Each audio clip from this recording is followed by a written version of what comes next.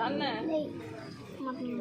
ಶಾಲೆಯ ಎಲ್ಲ ಮುದ್ದು ಮಕ್ಕಳಿಗೆ ನಮ್ಮ ಶಿಕ್ಷಕ ಬಳಗ ಹಾಗೂ ನನ್ನ ಎಲ್ಲ ಗ್ರಾಮಸ್ಥರು ಎಲ್ಲರೂ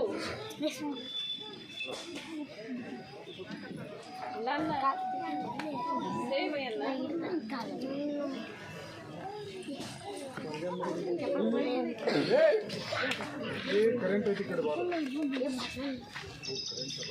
ಮತ್ತೊಮ್ಮೆ ನನಗೆ ಇಲ್ಲಿ ಸೇವೆ ಮಾಡಲಿಕ್ಕೆ ಮತ್ತೊಂದು ಅವಕಾಶವನ್ನು ಮಾಡಿಕೊಟ್ಟಿದ್ದೀರಿ. ನಿಮ್ಮ ಈ ಋಣವನ್ನು ನನಗೆ ತೀರಿಸಲಿಕ್ಕೆ ಸಾಧ್ಯ ಇಲ್ಲ. ನಾನು ಯಾವತ್ತೂ ಯಾರಿಗೂ ಅನ್ಯಾಯ ಮಾಡಿದವಳಲ್ಲ. ನನ್ನ ಅರಿವಿಗೆ ಬಂದಂಗೆ ಆದ್ರೂ ಯಾಕೆ ನನಗಿದು ಬಂತು ಗೊತ್ತಿಲ್ಲ. ಆದ್ರೆ ನೀವೆಲ್ಲ ನನ್ನ ಖರ್ಚದೊಳಗೆ ನನಗೆ ನೈತಿಕ ಬೆಂಬಲವನ್ನು ಕೊಟ್ಕೊಂಡು ಸದಾ ನನ್ನ ಒಳ್ಳೆ ಕೆಲಸಗಳನ್ನು ಮಾಡಲಿಕ್ಕೆ ಪ್ರೇರೇಪಿಸ್ತಾ ನನ್ನ ಜೊತೆ ಸಾಥ್ ಕೊಡ್ತಾ ಬಂದು ನನ್ನ ಮತ್ತೆ ಇವತ್ತು ಪುನಃ ನಾನು ಆ ಸ್ಥಾನವನ್ನು ಪಡ್ಕೊಳ್ಳಲಿಕ್ಕೆ ತಾವೆಲ್ಲ ಕಾರಣಕರ್ತರಾಗಿದ್ದೀನಿ. ಇದು ನನ್ನ ಮಕ್ಕಳಿಂದ ಸಾಧ್ಯ ಇದ್ದಿಲ್ಲ.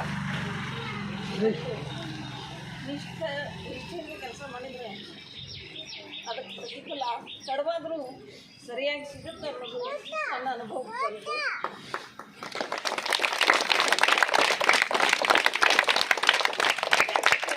ನಮ್ಮ ಗುರುಗಳು ನಮಗೆ ಹಾಕಿಕೊಟ್ಟ ದಾರಿದು ಅವರು ನಮಗೆ ಏನು ಹಾಕಿಕೊಟ್ಟಂತ ಅವ್ರು ನನಗೊಬ್ಬ ನನ್ನ ಪ್ರಾಥಮಿಕ ಶಾಲಾ ಶಿಕ್ಷಕರೇ ನನಗೆ ಮಾದರಿ. ಅವರ ಮಾರ್ಗದರ್ಶನದಲ್ಲಿ ನಾವು ನಡ್ಕೊಂಡು ಬಂದವರಿದ್ವಿ. ಅದೇ ರೀತಿ ನಾವು ಅದನ್ನು ಮುಂದುವರ್ಸ್ಕೊಂಡು ಬಂದೀನಿ. ಆಮೇಲೆ ಹಿರಿಯರು, ಪಾಲಕರು, ಮಕ್ಕಳು, ನನ್ನ ಸಹೋದ್ಯೋಗಿಗಳು, ನನ್ನ ವಿದ್ಯಾರ್ಥಿಗಳು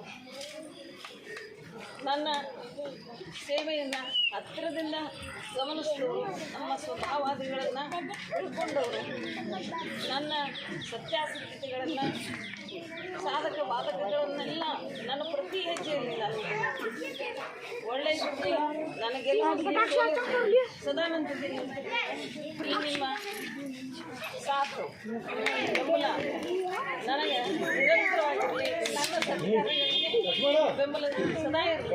ಅದರಲ್ಲಿ ಎಲ್ಲರನ್ನ ನೆನೆಸ್ಬೇಕು.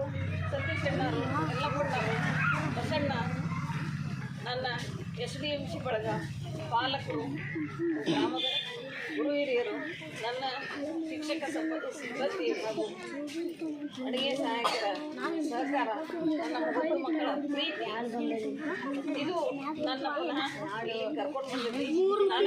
ನನ್ನ ನಂಬಿಕೆ, ವಿಶ್ವಾಸಕ್ಕೆ, ಗೌರವಕ್ಕೆ ಧಕ್ಕೆ ತರದಂಗೆ ನನ್ನ ಈ 10 ತಿಂಗಳ ಸೇವೆಯನ್ನು ನಿಮಗೆ ನೀಡ್ತೀನಿ ಅಂತ ನಾನು ಮಾತು ಕೊಡ್ತಾ ತಮ್ಮೆಲ್ಲರಿಗೂ ಮತ್ತೊಮ್ಮೆ